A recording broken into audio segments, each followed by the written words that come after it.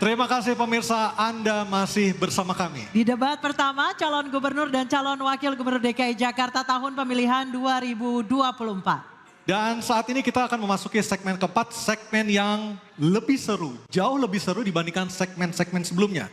Dan kami mengingatkan kepada seluruh hadirin untuk tetap mematuhi tata tertib. Hadirin dan pemirsa, pada segmen sebelumnya pertanyaan dibuat oleh tim panelis. Namun untuk segmen 4 dan 5, pertanyaan diajukan oleh para calon gubernur dan untuk jawaban dan tanggapan dapat dilakukan oleh calon gubernur maupun calon wakil gubernur. Baik, sekali lagi pertanyaan diajukan oleh calon gubernur dan bisa dijawab atau ditanggapi oleh calon gubernur maupun calon wakil gubernur. Jawaban pertanyaan nanti akan ditanggapi oleh calon gubernur dan calon wakil gubernur penanya.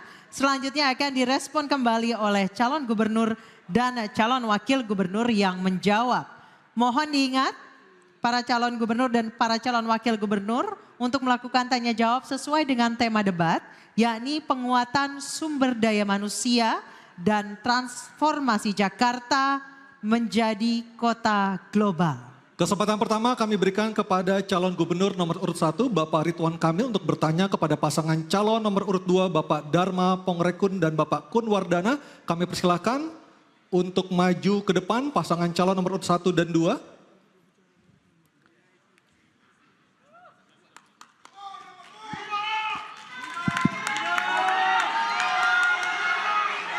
Calon gubernur nomor urut 1 bertanya ke pasangan calon nomor urut 2.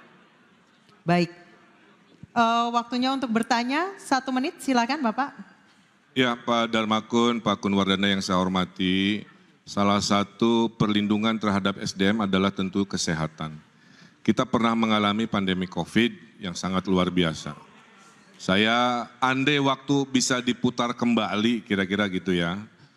Kira-kira apa yang bisa kita lakukan untuk lebih baik dalam menyelesaikan yang namanya pandemi, yang nauzubillah jangan sampai terulang lagi. Tapi andai kita waktu bisa berulang kembali seperti itu, kira-kira respon negara itu harus seperti apa dalam melindungi SDM? Karena banyak sekali korban dari yang namanya pandemi. Terima kasih, itu aja. Masih ada sisa waktu? Cukup? Cukup, baik. Dan kami persilakan kepada paslon nomor urut 2 untuk menjawab pertanyaan dari calon gubernur nomor urut 1. Kami persilahkan, waktunya 2 menit. Persoalan pandemi adalah persoalan isu kesehatan. Kita harus belajar melihat bukan yang tertulis tetapi yang tersirat. Saya punya pengalaman selama ini, baik pengalaman pendidikan, biasa melihat, selalu waspada dan melihat yang tersirat. Jadi kita harus waspada dari setiap isu yang ada. Apakah itu memang genuine atau merupakan infiltrasi asing untuk mengambil kedaulatan bangsa lewat isu kesehatan. Dan juga mengancam keselamatan masyarakat. Saya paham betul tentang pandemi ini. Pandemi ini adalah agenda terselubung dari asing untuk mengambil alih kedaulatan negara.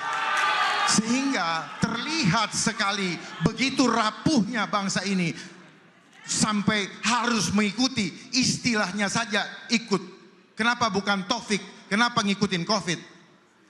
Bahkan banyak dari antara kita yang tidak paham bahwa PCR yang dipakai selama ini boleh diuji, itu bukan untuk mengetes virus. Jadi itu hanya untuk mengecek asidosis. Dan kenapa harus dicolok-colok? Kenapa tidak ambil dari ludah? Kalau memang mau ngetes virus. Oleh sebab itu, seorang pemimpin masyarakat, terutama otonomi daerah DKI, harus memperjuangkan segala sesuatu untuk melindungi warganya. Jangan sampai gara-gara pandemi ekonomi hancur, dibiasakan online, UMKM hancur, dan kemudian rakyat ditakut-takuti. Bagaimana akan menuju ke kota global yang sejati kalau hati rakyatnya disakitin, pikirannya dirusak, dan badannya diracunin? Semua itu hanyalah omong kosong belaka. Mari sama-sama kita sukseskan program Jakartaku Aman karena indah adabnya. Waktu habis, terima kasih. Mohon tenang hadirin. Kami persilakan calon gubernur dan atau calon wakil gubernur nomor urut 1 untuk menanggapi Bapak Ridwan Kamil atau Bapak Suswono. Kami persilakan, waktunya 1 menit. Ya, itulah pentingnya koordinasi antara pemerintah pusat dengan pemerintah provinsi atau kota kabupaten. Terjadi perbedaan pendapat itu biasa, ya. Kita perdebatkan di ruang-ruang yang sifatnya politik, ruang-ruang yang sifatnya bisa menginfokan bahwa ada perspektif lain mungkin dalam menyelesaikan sebuah permasalahan sekelas seepik yang namanya pandemi. Tapi ujung-ujungnya pemimpin kalau sudah mengambil keputusan di level pusat, maka yang namanya gubernur harus taat. Maka yang namanya bupati wali kota harus taat karena dalam pengelolaan krisis memang harus satu komando. Terjadi perbedaan dalam prosesnya, tapi ketika sudah diputuskan oleh pemimpin level presiden, tentulah serempak di bawah harus mengamankan dan menjalankan dan menyelesaikan permasalahan secara kolaborasi. Terima kasih. Baik, terima kasih. Kami silakan pasangan calon nomor urut 2 untuk merespon tanggapan dari pasangan calon nomor urut 1. Waktu Anda 1 Mohon menit. Oke, tenang dulu. Waktu Anda 1 menit, silakan Baik. Bapak. Solus populi suprema lex esto. Keselamatan rakyat adalah hukum tertinggi, bukan begitu Ibu Zuro? Oleh sebab itu, jangan adigium itu digunakan dengan cara yang terbalik. Seolah-olah ingin menyelamatkan keselamatan rakyat sebagai hukum tertinggi. Tetapi udang di balik batunya adalah sebaliknya ingin menghancurkan rakyat. Sehingga rakyat semua menjadi tidak bisa hidup dan bahkan akan menjadi budak. Saat ini kita ada dalam program ketiga yaitu control population, di mana mereka ingin mengontrol kegiatan aktivitasnya dan ingin mengontrol jumlahnya. Jadi perjalanan menuju ke 2045 akan menjadi masa kecemasan bukan masa keemasan, ketika rakyat harus ditakut-takuti dengan segala macam regulasi. Jadi sebagai seorang pemimpin harus berani berdiri di depan untuk mengambil tanggung jawab dan risiko apapun untuk menyelamatkan. Waktu habis. Waktunya habis, terima kasih. Kami persilakan pasangan calon nomor urut 2 untuk kembali ke tempat. Pasangan calon nomor urut 1 harap di tempat tetap berada di sini. Bapak, silakan kembali ke tempat pasangan calon nomor urut 2. Baik, selanjutnya calon gubernur nomor urut 1 Bapak Ridwan Kamil akan berhadapan dengan pasangan calon nomor urut 3 Bapak Pramono Anung dan Bapak Rano Karno atau Sidul. Oke? Kami persilakan kepada Bapak Ridwan Kamil untuk berbicara waktu 1 menit. Untuk bertanya. Oh ya, sederhana aja. Kan Gen Z itu ada golongan yang belum dapat pekerjaan, ada juga yang sudah bekerja, saya dapat curhatan Mas Pram ya. Mereka di PHK, di hitungan bulan-bulan terakhir lah kira-kira begitu. Nah, untuk golongan Gen Z yang di PHK, yang sekarang lagi stres karena tiba-tiba lapangan pekerjaan berkurang, mereka kena PHK, bagaimana kira-kira gagasan kepada mereka golongan Gen Z yang kena PHK? Saya kira sesederhana itu aja. Terima kasih. Baik, Masih ada sisa waktunya? waktu? Cukup? Cukup? Sudah cukup. Oke. Baik, kami persilakan pasangan calon nomor 3 Bapak Pramono Anung dan Bapak Rano Karno untuk menjawab 2 menit. Bapak silakan. Mohon maaf, 1 menit atau 2 menit? 2 2 menit. menit. Kang Emil yang saya hormati, pertanyaannya sederhana tapi jawabnya juga sederhana. Yang pertama, bagaimana dengan Gen Z dulu? Saya punya pengalaman yang namanya Gen Z supaya dia tidak di PHK. Di tempat kami melakukan apa yang disebut dengan bisa bekerja dari manapun. Kementerian Sekretaris Kabinet telah menerapkan itu dan hasilnya produktivitasnya betul-betul tinggi dan sangat memuaskan. Sehingga dengan demikian kalau saya menjadi gubernur Jakarta maka program bekerja dari mana saja akan kami lakukan. Dan untuk itu 2 hari di kantor, 3 hari di rumah dan mereka bisa bekerja dengan baik. Bagaimana dengan Gen Z yang di PHK? Tentunya tanggung jawab pemerintah untuk yang pertama kami membuka konseling 24 jam, mereka bisa curhat apapun, mereka bisa menyampaikan unek-uneknya. Yang tidak kalah pentingnya adalah apa yang menjadi tekanan ataupun pikiran para Gen Z ini ada tempat penyalurannya. Untuk itu konselingnya 24 jam, nggak perlu capek-capek naik apa saja, cukup ditelepon 24 jam untuk itu. Dan dalam jangka panjang, Bagaimanapun Gen Z ini mempunyai potensi yang luar biasa, Gen Z maupun milenial. Bagi saya pribadi, ini potensi. Ekonomi kreatif harus ditimbulkan dan mereka mau bekerja berdasarkan itu. Karena para Gen Z ini, saya ini diajarin karena maju gubernur ini oleh anak-anak saya, oleh teman-temannya yang dulu tidak pernah terbayangkan. Termasuk persoalan ekonomi kreatif yang begitu saya diajak jalan-jalan ke Car Free Day, ada yang namanya tukang foto. Dan mereka ternyata besar sekali komunitasnya. Dan mereka mendapatkan penghasilan dari situ.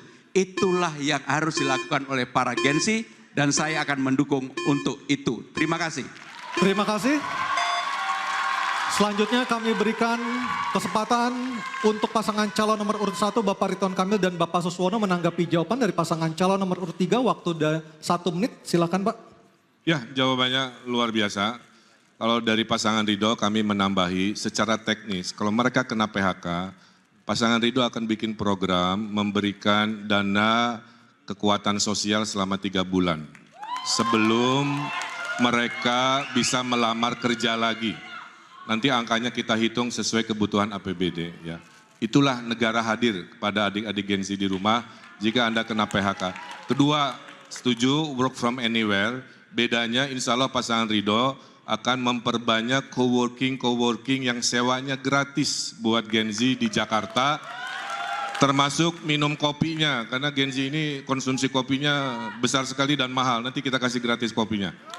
Yang berikutnya adalah mari fokus ke kekuatan ekonomi baru yaitu ekonomi digital, ekonomi kreatif yang akan berbeda dengan ekonomi orang tuanya yang sifatnya 9 to 5. Ya, bisa di mana saja, kapan saja. Itu dari pasangan Ridho. Oke, waktunya sudah habis. Selanjutnya kami persilakan Bapak Pramono Anung dan Bapak Rano Karno atau Sidul menanggapi pernyataan Bapak Ridwan Kamil dan Bapak Suswono. Waktu Anda 1 menit. Secara prinsip bagi Gen Z mereka harus dilatih untuk berkreasi. Maka kami lebih menawarkan cara-cara untuk mereka berkembang dengan apa yang dimiliki oleh mereka. Karena saya meyakini para Gen Z ini tidak perlu semata-mata diberi gratis kopi. Tetapi juga yang lebih penting adalah bagaimana talenta-talenta mereka disupport oleh negara. Dan negara hadir untuk itu. Saya tidak membayangkan dari hal-hal kecil, ekonomi kreatif di tingkat Gen Z ini luar biasa. Bahkan saya membayangkan kalau para Gen Z ini dilebatkan untuk panggung-panggung di Karang Taruna. Mereka jadi I.O. masing-masing di kelurahannya. Itu akan menjadi sesuatu income atau pendapatan baru bagi para Gen Z dimanapun para Gen Z itu berada. Terima kasih. Matur nuwun. Waktu masih ada? Matur nuwun, matur nuwun. Oke, baik. Terima kasih. Kami persilakan pasangan calon nomor urut 3 untuk kembali ke tempat. Nomor urut 1 tetap di sini. Dan kali ini giliran pasangan calon nomor urut 2 dan 1 saling bertanya dan menanggapi kepada pasangan calon nomor urut 2. Oke, sudah di depan. Dan kami persilakan kepada Bapak Dharma Pongrekun bertanya kepada pasangan calon nomor urut 1, Bapak Ridwan Kamil dan Bapak Suswono. Waktu Bapak 1 menit dimulai saat Anda berbicara. Terima kasih. Kang Emil, izin bertanya bagaimana program penyerahan uang untuk RW, boleh dijelaskan bagaimana eksekusinya Pak? Agar supaya jangan sampai program yang instan ini justru habisnya di depan dan tidak berbuah atau tidak beranak justru untuk membuat masyarakat lebih sejahtera khususnya dalam bidang ekonomi mereka. Jadi maksud kami adalah apakah tidak lebih baik digunakan untuk membiayai suatu tim yang membina adab mereka sehingga masyarakat di kelurahan, di RT maupun RW bisa mempunyai industri di rumah masing-masing dan akhirnya RT dan RW bisa mendapatkan jauh lebih besar dan bermanfaat. Terima kasih. Baik. Silakan pasangan calon nomor urut 1 untuk menjawab, waktunya 2 menit. Tadi sudah saya sampaikan, tidak mungkin seluruh penjuru Jakarta bisa diselesaikan dari balai kota. Itulah kenapa kami percaya teori desentralisasi. Ujung dari ASN, Pak Dharma, adalah kelurahan. Jadi dana RW itu tidak dipegang cashnya oleh Pak RW, dipegangnya oleh kelurahan. Mereka mengakses dengan proposal. Bayangkan Pak Darmakun, ada 2.700 rapat RW. Ada perdebatan dikali 2.700. Ini duit buat apa? Oh ini masih kumuh, silahkan bereskan kekumuhan. Oh ini untuk kebersihan karena masih kotor, silahkan untuk urusan kebersihan. Oh kurang modal si ibu tetangga, silahkan pakai. Oh Karang Tarunanya banyak main di aspal, tidak banyak aktivitas. Gunakan dana RW ini untuk kegiatan Karang Tarunanya. Gen-Z-nya tadi seperti Mas Pram sampaikan untuk IO, silahkan pakai. Karena kita ada program juga namanya Car Free Night, sebulan sekali di kecamatan. Beda dengan Car Free Day, itu siang hari, kalau Car Free Night itu malam Senin. Ibu-ibu pameran UMKM, di tengahnya ada panggung, di situ para anak-anak muda rapat menjadi panitia. Apa yang terjadi? Kebudayaan Betawi dilestarikan di panggung itu, anak-anak rajin rapat daripada rajin tawuran. Betul? Nah. Oleh karena itu dana ini nanti diatur oleh Juklak, oleh gubernur. Mana yang boleh, mana yang tidak boleh. Tidak boleh dananya dipakai ke puncak untuk rapat RW-RW misalkan. Nanti diatur. Karena ini uang rakyat, harus maslahat, harus efisien, maka ini yang disebut dengan demokrasi terpimpin. Diberikan demokratisasinya, tapi dipimpin, dipandu oleh gubernurnya di ujung ASN yang namanya kelurahan. Insya Allah dalam 5 tahun Jakarta berubah total karena rakyat dipercaya, karena rakyat Jakarta adalah orang yang pintar-pintar. Makasih. Baik, terima kasih. Kami persilakan Bapak Dharma Pongrekun dan Bapak Kun Wardana menanggapi jawaban pasangan calon nomor 1, waktunya 1 menit. Kang Emil, boleh kami menanyakan mengenai, itu kan jumlahnya sama ya, disamaratakan antara RW yang maju tempatnya atau yang banyak warga yang jadi semuanya tuh sama ya. Padahal kalau kita lihat di Pondok Indah mereka sangat ekonominya tinggi, tapi mungkin di Cilincing ekonominya rendah. Kesetaraan bukan artinya sama rata. Nah ini bagaimana Kang Emil bisa menjelaskan proporsional dari pemberian dana 200 juta ke setiap RW tersebut. Makasih. Masih ada sisa waktu, Pak Kun Wardana, cukup? Oke. Ya, saya yang jawab ya, saya tambahkan Pak Kun ya, bahwa, sudah mulai? Silakan Pak Susono, waktu. Baik, ya. Jadi tentu saja setiap RW kan berbeda-beda kebutuhannya, jadi tidak berarti sama rata semuanya 200 juta ya, tapi ini sebetulnya dana stimulan untuk menyelesaikan persoalan di RW tersebut. Mungkin barangkali ada tempat-tempat yang juga sudah cukup bagus, tetapi kan ada persoalan lain ya, persoalan sosial, persoalan ekonomi, yang itu bisa dimanfaatkan. Yang penting adalah kita sedang mendesain agar terjadinya upaya ada satu musyawarah di tingkat RW untuk menyelesaikan persoalannya sendiri. Sehingga mereka akan melibatkan banyak pihak. Tidak hanya ketua RW-nya yang dominan, tetapi seluruh stakeholder di situ dia akan berkontribusi untuk menentukan program apa yang tepat di situ. Ibaratnya RW Menteng mah nggak perlu, RW Pondok Indah nggak perlu, tapi RW Penjaringan Koja pasti perlu, pasti butuh. Itulah yang disebut berkeadilan. Makasih. Ya. Oke, waktunya habis. Kita berikan aplaus paling meriah untuk segmen ini kepada para calon gubernur dan para calon wakil gubernur. Baik pemirsa, kita akan jeda terlebih dahulu untuk selanjutnya kembali ke segmen tanya jawab antar pasangan calon pemimpin kepala daerah DKI Jakarta. Kami persilakan kepada para calon gubernur dan wakil gubernur untuk kembali ke tempatnya. Dan pemirsa jangan kemana-mana, tetap bersama kami. Dalam debat pertama calon gubernur dan calon wakil gubernur DKI Jakarta pemilihan tahun 2024.